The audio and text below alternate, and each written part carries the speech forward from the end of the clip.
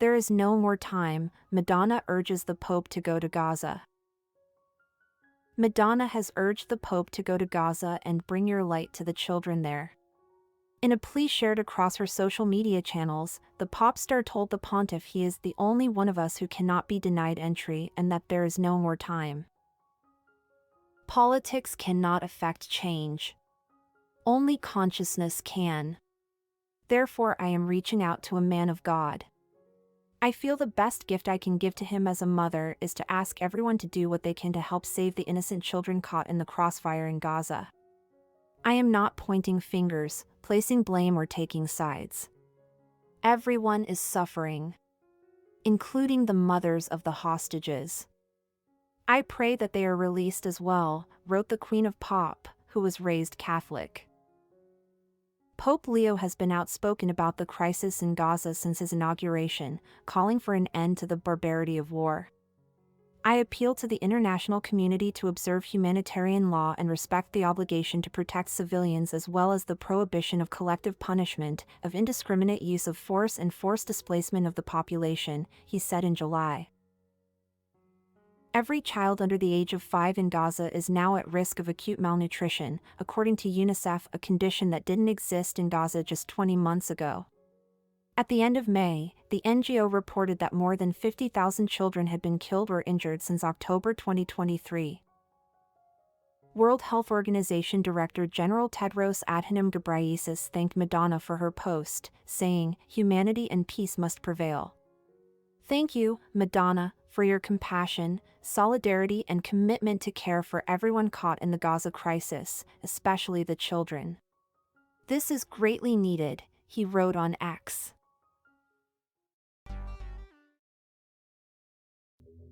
Pictures of zombie rabbits with twisting black horns go viral. Residents in Fort Collins near Denver recently began posting pictures of the cottontail bunnies, causing a stir online. Photos of rabbits in Colorado with black, horn-like growths around their faces have gone viral, with some describing the animals as Frankenstein dash, zombie dash and demon rabbits. "This is how the zombie virus starts," posted one Instagram user on a post showing the rabbits. "We've got freaking zombie rabbits now," posted another on YouTube. Firstly, the pictures are real, despite some wishing they weren't. The rabbits are suffering from a relatively harmless disease called choke papillomavirus, according to Colorado Parks and Wildlife. Although the Wildlife Agency is getting calls from people spotting the infected rabbits in Fort Collins, they're not an unusual sight, according to spokesperson Caravan Who's. The disease is mainly found in America's Midwest, according to the University of Missouri, and is more noticeable in the summer, when the fleas and ticks that spread the virus are most active. The virus can also spread through rabbit-to-rabbit contact but not to other species like humans or dogs and cats, according to Ms. Van Hoos. People are being warned not to touch the infected rabbits, however. The horn-like growths, or papillomas, are harmless to the bunnies unless they grow on sensitive areas like the eyes or mouth or interfere with eating. Once the rabbits' immune systems have fought the virus, the growths will disappear. Although infected wild rabbits usually don't need treatment, it can be dangerous to pet rabbits, so officials recommend getting pet bunnies treated by a vet. It's not a new illness, and is even thought to have inspired the centuries-old myth of the jackalope, a rabbit with antelope antlers. Although hunters had long known about the disease, it was first scientifically reported in 1931 by Richard E. Shope, hence the name. Since then, the rabbit's warts and horns have contributed to life-saving scientific understanding, including how viruses can be linked to cancer, like the HPV virus to cervical cancer.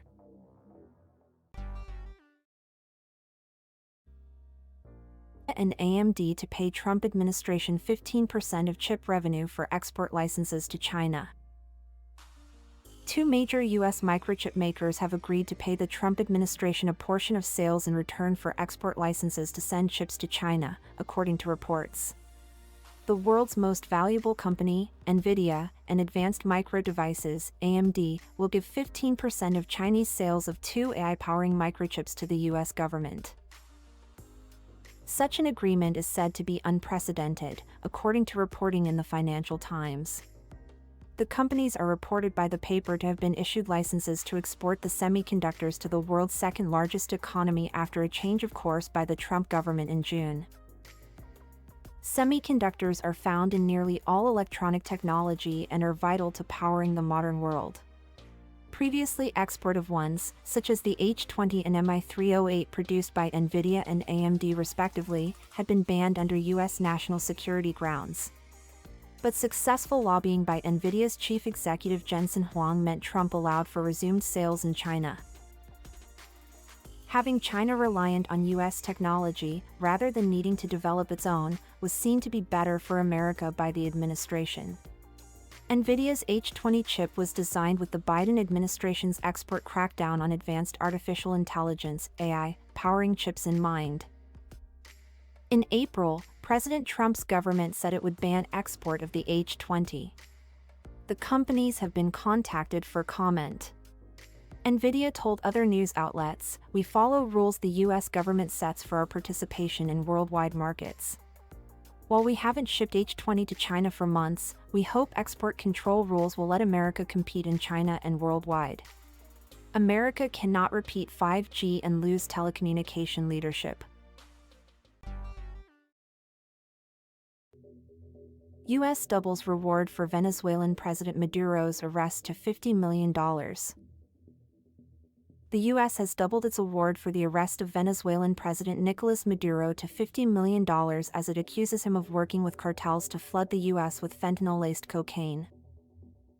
At the time Maduro was indicted in Manhattan federal court in 2020 on federal charges of narco-terrorism and conspiracy to import cocaine, the U.S. offered a $15 million reward for his arrest.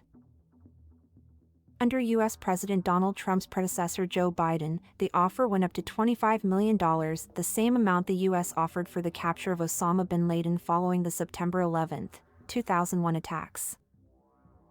Under President Trump's leadership, Maduro will not escape justice and he will be held accountable for his despicable crimes, Attorney General Pam Bondi said Thursday in a video announcing the new reward. Ms. Bondi said the Justice Department has seized more than $700 million in assets linked to Maduro, including 2 private jets, and said nearly 7 tons of seized cocaine had been traced directly to the leftist leader.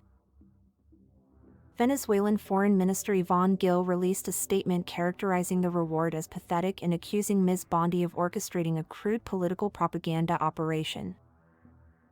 "We're not surprised, coming from whom it comes from.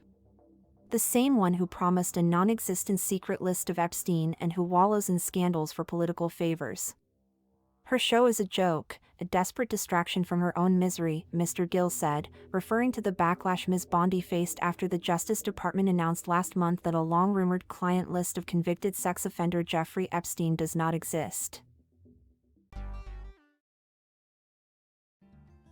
AI used to design antibiotics that can combat drug-resistant superbugs.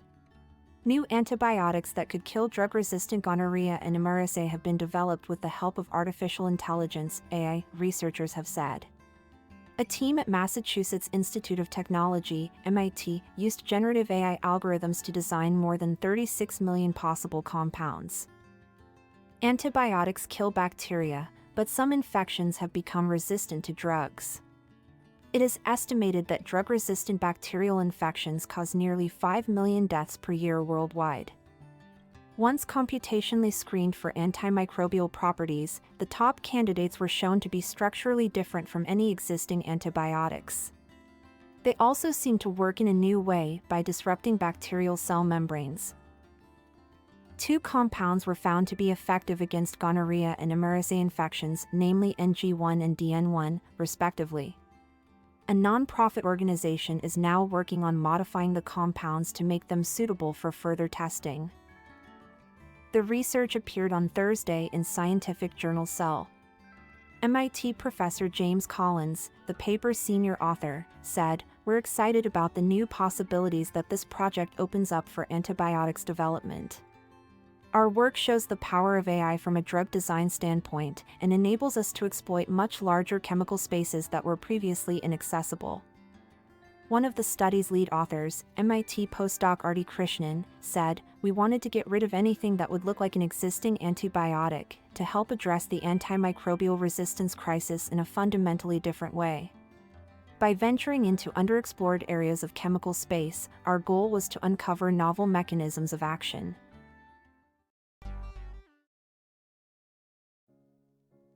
Calling all learner drivers, there are some new theory test questions on the way. Learner drivers will now be quizzed on their life-saving CPR skills when taking their theory tests. The new questions on CPR and defibrillators will be added to theory tests from early next year. Part of being a safe and responsible driver is knowing what to do in an emergency, how to step in and make a real, life-saving difference.